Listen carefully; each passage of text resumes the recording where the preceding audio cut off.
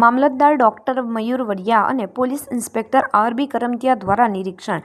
આમોદ તાલુકામાં ધાધર નદીના પાણી ફરી વળતા પરિસ્થિતિ ચિંતાજનક બની છે. જૂના વડિયા માર્ગ ઉપર પાણી ફરી વળતા વાહન વ્યવહાર પર અસર જોવા મળી છે. નીચાણવાળા વિસ્તારોમાં નદી કાંઠે આવેલા ખેડૂતોના કપાસ, તુવેર, ચોળી, ભીંડા, મરચાના પાક પાણીમાં ગરકાવ થતાં નુકસાન થવાની શક્યતા છે.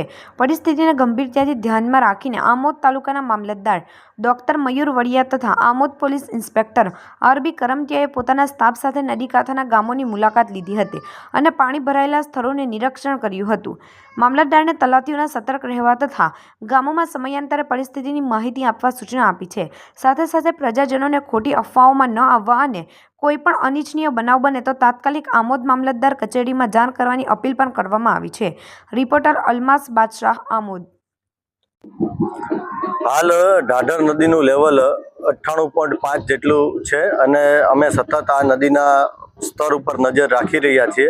તેમ છતાં જ્યાં જ્યાં આ નદી પસાર થાય છે તેવા ગામોમાં તલાટી કમ મંત્રીઓને આ ગામે સતત રહેવા અને જો કોઈ પાણીનું સ્તર વધે તો જરૂરી તકેદારી લેવા માટે, જ્યાં જરૂર પડે ત્યાં લોકોને સ્થળાંતરિત કરવા માટે અને જ્યાં સુધી આવા કોઈ વિશેષ પરિસ્થિતિ થતી નથી ત્યાં સુધી તમામ લોકોને બિનજરૂરી અફવાઓમાં નહીં આવવા માટે અને તંત્રનો સહકાર કરવા માટે અપીલ કરવામાં આવે છે.